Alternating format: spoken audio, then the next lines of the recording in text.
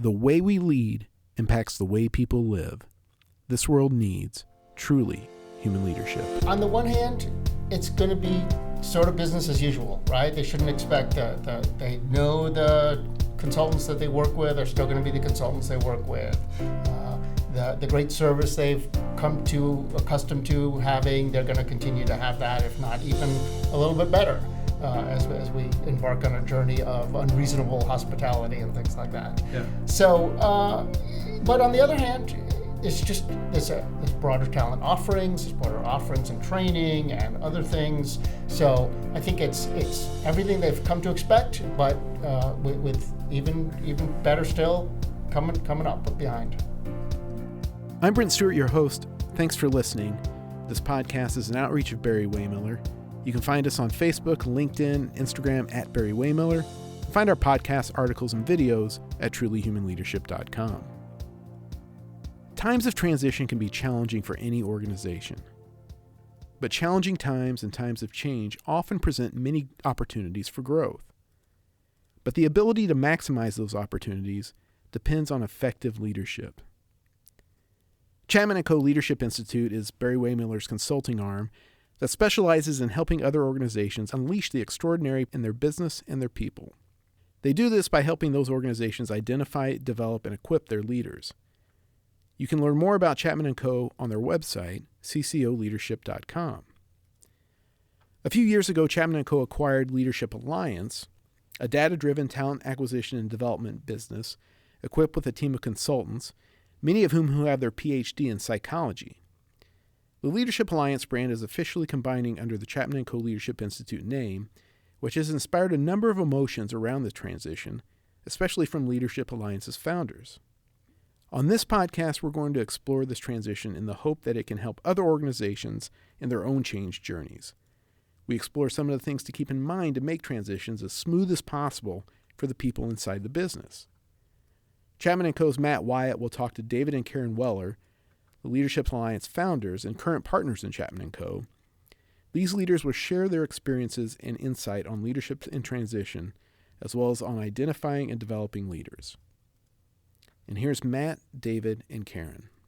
So I'm going to start with a story of how this kind of came to be. And I remember after the acquisition, we were all at a client site and we were being introduced. We hadn't joined the forces yet, if you will. We're working with the client.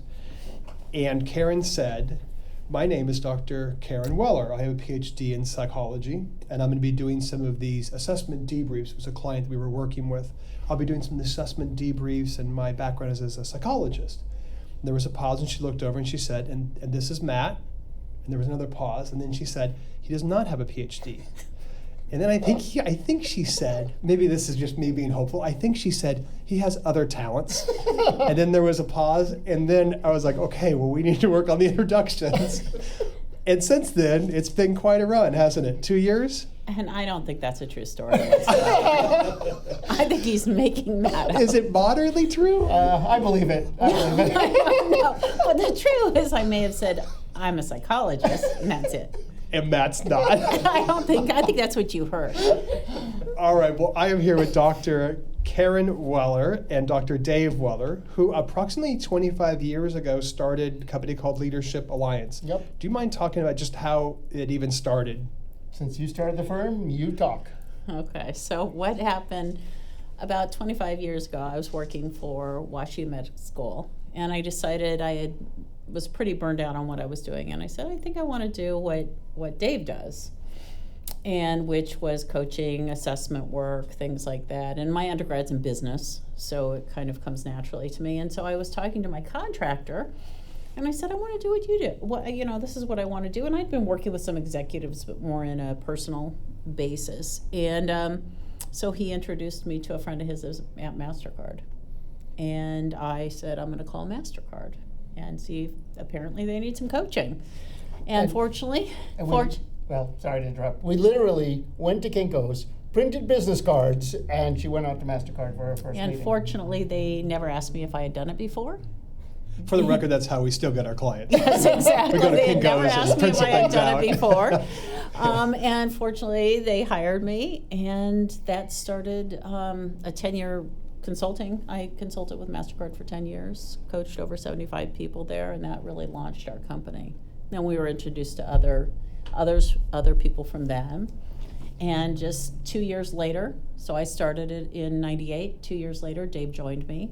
He left the company he was working with, and at that point we were in it. Yeah, so you were working where, and a little bit about your background. How do you end up joining forces with your wife that says, you know what would be a really good idea is if we built a business together? Right, so we both got our PhDs in counseling psychology at University of Denver. We met in the unlikely place of family therapy class, which I think is always a funny story, but I'll save that one for another day. Okay. And so I was working at a company called Psychological Associates. I cut my teeth there for 7 years, and it was a great place to get grounded, learn, and really learn the business. And when Karen said she wanted to do this, I said, I will coach and mentor you along the way, and we made it happen. So it was a good start. So 25-ish years later, what's different from what you thought it was going to be? We'll get into the acquisition and how we all joined forces, but just as you look at Leadership Alliance and its growth, what's different from where you thought you were going to be? I think Dave and I always had a little different visions of what we wanted to create. So speaking of family therapy.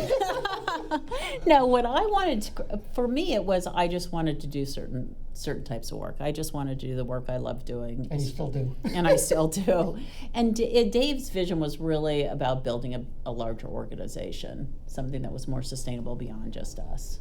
So Right. this is really your vision more than mine. Yeah, which is what we did. So we grew the company steadily, and as we got new clients, we got new psychologists to work on the team, built up our staff, and just watched the steady growth over 25 years, and it was really exciting. Just a lot of fun, and not all fun. There were some, less fun things along the way, but for the most part, net, it was a good ride and a good journey, and it was And I think over those 25 years, we only had 2 years that we were down from the previous year. And that was obviously 9/11, immediately after that, and then the 2008. Yeah, testimony to the relationships I think that you all build with the clients and the value that they see in the services. Mm-hmm. Hey, tell me a little bit about the team. So we're talking about approximately 10, 12 PhDs in psychology that do assessments, coaching, 360s. How would you describe this team? We have a talented team of people. We've some very junior folks who are just out of grad school, all the way to people with 25 years of experience working with different firms. They are well steeped in the assessment tools that we do, coaching skills, 360 skills. It's a very diverse group and a divergent group, but it's a strong group of individuals that, and I know we're gonna get to this, but we wanted them to have a good place to land, right? When we left, we felt very strongly that this is an important group of people to us, and we wanted to make sure that they had a good home going forward. Yeah, why don't we transition into that then? So the decisions on making an acquisition, Chapman & Co. acquired Leadership Alliance approximately 2 years ago. Let's talk about that. What was the decision matrix besides wanted our folks to have a good home? What were the other conversations you all had of decisions to be acquired? With the check clear. Clear. I'm kidding. I think really, because when Dave and I had kind of bantered this around, Chapman & Company was one of the companies that, if not the one that we came up with, that said, this would be a perfect fit for our organization because there's great synergies between both of the companies, and we knew that it would just be a great place for people to land, and that they could then expand their skill sets as well. So we talked to some PE companies. We knew that probably get a slightly higher valuation, but just the trade-offs you have to make with a typical PE firm, and what they do to you, and you never know what they're going to do to your team and stuff like that. And the beautiful thing is, Barry-Wehmiller had been a client of ours for many years prior, and so we really got to know them and their culture and the truly human culture, and we knew that was going to be a great fit. We thought Karen and I did a really nice job of building a culture at Leadership Alliance, but then we got here and we're like, oh, well, now we really understand what a good culture is all about. So we just knew, and we got to know Matt and Sarah at Chapman, and it really told us that we were going to be leaving our people in good hands, and that it was a good cultural alignment for us for the time we were going to work here and going forward as well. It was interesting as well that we actually did some events together. I remember before even we were thinking about an acquisition, we ran joint events during COVID. And your work with our parent company, Barry-Wehmiller, has been instrumental. Succession planning, assessments for it, to the point now where our parent company will not make some of these major decisions without the advice and counsel of the Legacy Leadership Alliance team. So it's been a huge benefit to our parent company, Barry-Wehmiller, as well. Let's go back a couple of years to current day. What's different now about this acquisition that you thought was going to be? What's good, what's bad, what's indifferent? 2 years in, what do we got? I think it's better than We're being recorded, so what Personally, I think it's actually been better than I thought it was going to be. I built the business 25 years ago because I never wanted to work for anybody ever again. That was my number one goal in life, was to never work for someone again. No one puts Karen in a corner. No one puts me in a box. And so for me, what has been really wonderful is just the respect we've been shown and the partnership. And I think that it's been a true partnership between the different sides of Chapman & Co. versus, and I know I'm not supposed to say that, but Which part? the sides part. But it's been a true partnership. It takes time and to merge two companies together. So. Right. And yeah, it hasn't felt like you guys want us to become you. You've been looking at what we do and what we do well and trying to build on that. Yeah, just being able to play at a bigger level with a broader spectrum of folks, and just also, I just think the expanded team that we've got to work with and the other folks in Chapman & Co. have just been really fantastic. So I just think, yeah, again, bigger team, more impact, great people. I think that sums it up. Yeah, that's fair. And for the listeners out there, that it's a team that basically doubled the size of our consultancy. So we're right around 45 full-time hard count, and then when we include our contractors around the world that kind of serve and help with us, it's around 60 people. So the opportunity for other people to meet one another and serve clients. Let's talk about how this thing comes together a little bit. So, spoiler alert, we're doing a rebrand, a new website. We'll be sunsetting the Leadership Alliance name. Like, how do we feel about this? I know we all had long conversations about it, but I mean, to be honest, it's mixed feelings, right? I know Leadership Alliance is not Coca-Cola in terms of brand recognition, but it was a brand that we built, and just having that sunset and go away is there's some sadness about that. The fact that it's going to continue on through the Chapman & Co. brand and the legacy of Barry-Wehmiller and Chapman, it gives us, I think, if we had to turn it over to another brand, I think this is a great brand to turn it over to.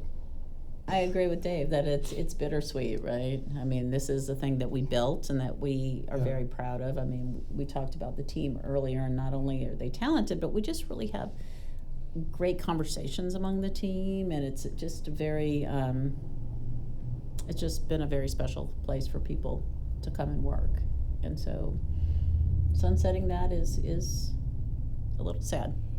yeah, it's a little bit of irony too that we're recording this in a conference room we've named after Leadership Alliance. So we're trying to have some thread of the history and the legacy of this overall company moving forward. The new website will see a design of a merging of colors and styles and a lot of the really beautiful content that you all have written about how we provide value to our clients, which is probably a transition into what do you want your clients to know about this transition, this new rebrand. It'll be one website. The two of you will be departing in approximately the longest goodbye, about a year. I mean, on the one hand, it's going to be sort of business as usual, right? They shouldn't expect they know the consultants that they work with are still going to be the consultants they work with.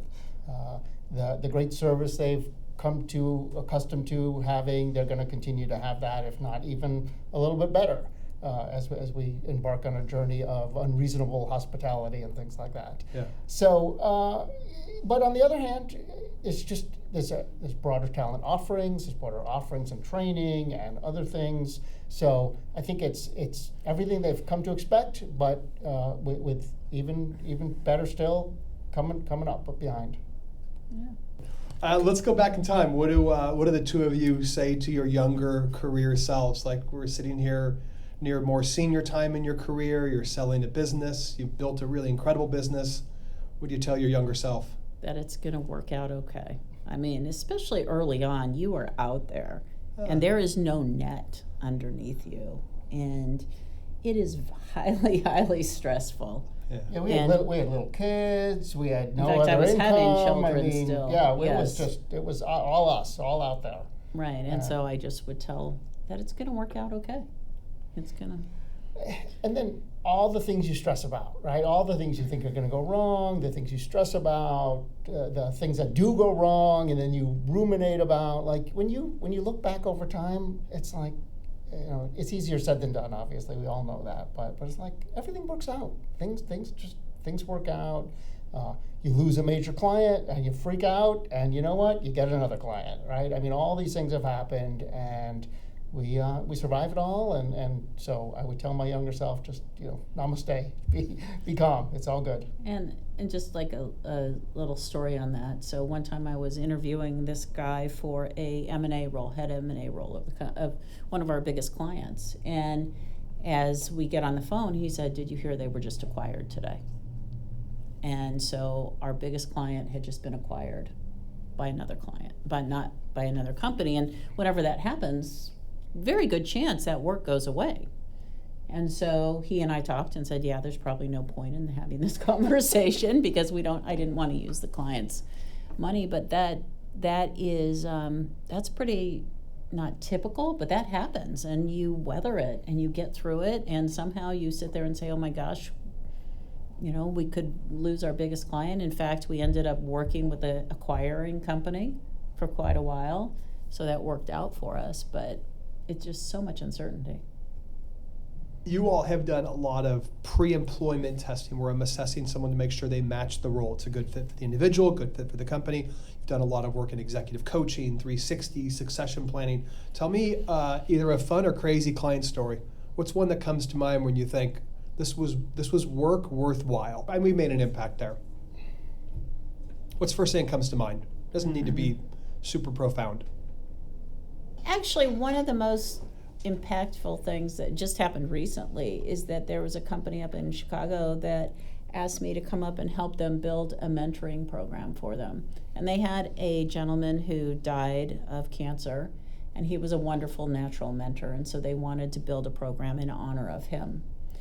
And I've built many mentoring programs over the last 25 years, but this one was special in the amount of time and dedication and resources they put into it. And so we created a mentoring program in his honor, and they did everything right. I mean, they just went overboard in a sense of doing everything right. And so we did this right, it's named after this person. It is named after this person. Great. It is considered the Swiderski mentoring program. It is, they just put so much TLC into it. Yeah. And so they are finishing the year of mentoring of the relationships, and every single one of those relationships is going to continue to move forward, even though the formal program part has ended. And that's typically we'll see maybe 75% will continue, but this one 100% of the partnerships are continuing. And didn't they say like the person who was named for would have been really proud of the... Oh, sure. Yeah, it was just a wonderful impact. But we've also had impacts. I've had the impact of giving a presentation and having someone walk up to me afterwards and say, hey, I was working with one of your psychologists and she coached me, and I want you to know that not only have I been promoted 2 times since then, I'm just happier. I'm happier at home. I'm happier at work. Those type of things. That's what makes it worthwhile. That's great, Dave. And I'm not sucking up here, but I think the work we've done with the parent company, Barry-Wehmiller, long before we were part of the family, was really good in terms of helping them hire right people who are a good cultural fit. The succession planning work we did to really help drive that process of moving internal people and really identifying talent was really powerful. So I think we've taken a really good company and then hope to raise the bar and make it even better. So yeah, I think There'll be other ones we think of later on tonight. I'll say, I should have said that one. I think it's very clear, though, the impact that you have on people and sometimes the impact they will have on others is very profound and meaningful for you all, and I think for the company as well. Actually, so I'm going to tell a story when I very first got into this work. This was long before David joined me. I was working with two stockbrokers, a young one and an older one. And sounds like a joke. No. I was working with them, and I wasn't sure. I mean, I knew that I wanted to do this work, but I didn't know what kind of impact it would have. And so I got a note from the younger one about 6 months in, a year in to working with him, and he said, "I wanted to let you know I'm happier in my job than I've ever been. Thank you for the work you've done." I mean, and that just makes it all worthwhile. So. Yeah. And I think the testament to our work is the fact that so many folks, when they leave a company and then join another company, whether it's a senior HR person or someone in the C-suite, and then they call us up after they've sort of find their feet in the new company and want to work with us again, I think that's just a testament to the impact that we're having and the kind of work that we're doing. I think one of the things as we wrap this up is this made the acquisition, and I think all acquisitions can be challenging and have their difficulties as you merge teams, you merge product and services, as you merge the branding, etc. But I think one of the parts that's made this so easy at times has been, one, that we're all very aligned on the purpose of helping people be just better versions of themselves. And then two, there is a very strong affinity for building a really great team inside and treating clients the very best that we can. And that's probably a good reason of why clients continue to call you all back long after you all will leave this organization. What's the hope? What's the hope for the future? Like, you're going to learn how to sail, you're going to learn how to golf. What's going on He here? already knows how to sail. How about the golf game? What are we doing? Pickleball. Pickleball. That's it. Pickleball, and then we're also gonna get to work out a lot more. And So hike I'll and see travel. I'll see you back in the office in about 6 months. No way. No, we want to do a lot of travel. Photography is a passion of mine, so I want to just do a lot more on my photography work. And What are you most proud of over the course of the last 25 years? I think the thing that I'm most proud of is that we've been able to offer people employment.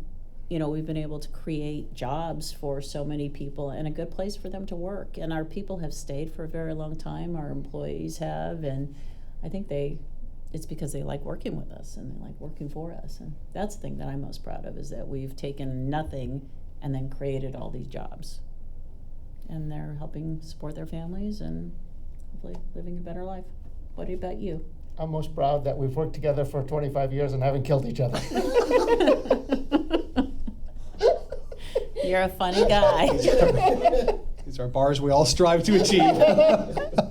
But it is pretty rare that you find people who work together and stay married. Stay married. Now we may get divorced after we stop working. But actually, the thing is, we don't see each other that much at work. Right. Just for lunch. Just for lunch sometimes. I do have a question. When you create a company, you start a company to build a company, not to sell a company, typically, or at least in your situation, I think that's what you did. So at what point in that trajectory of building a really successful company do you start to think about it without you? Yeah, when did you start to think about being a quitter? So actually what happened is we were going through some rebranding. And as we were working with the marketing company, they said, to get to this point is when you would have something to sell. And so that got us thinking. Financially, you have to hit a financial target, right? Right, and that was kind of put a stake in the ground for us to say, oh, that would be really great. And I think probably that was the first time we really thought, hey, we could build something that we could sell. Mm-hmm. Yeah. Yeah, and then we just started talking. I mean, we did not want to work forever. We're not we have lots of plans after this, so we just kind of said, okay, how long is it going to take us to get the company ready? How long is the sale process going to take? How long do we have to work after the sale process? So we just, we started doing the math, and we said, we better get busy. Sure. Mm-hmm. Right. Then But we had lunch and said, "What's your exit plan?" And you said, "Well, Funny you should mention that. yeah, we're thinking about it," and the rest is history. Right. Hey, one other question but I is think my- that's a good question, Morgan, because you don't start, at least we did not start out that way. Mm-hmm. And in fact, we thought we went down multiple paths of, what could happen. I mean, our youngest wants to go into psychology, and we're like, hey, maybe he'll end up taking it over someday. And, but that math didn't work out real well.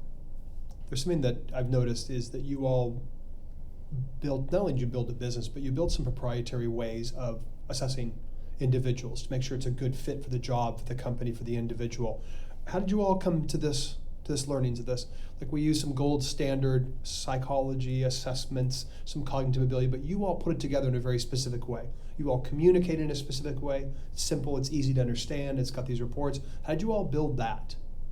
It was just, some was past experience and leveraging what I had learned in previous iterations, and some was just putting our personal touch on it, right? Just through experience, through getting responses from clients, taking a look at things, and then just tweaking and customizing over the years.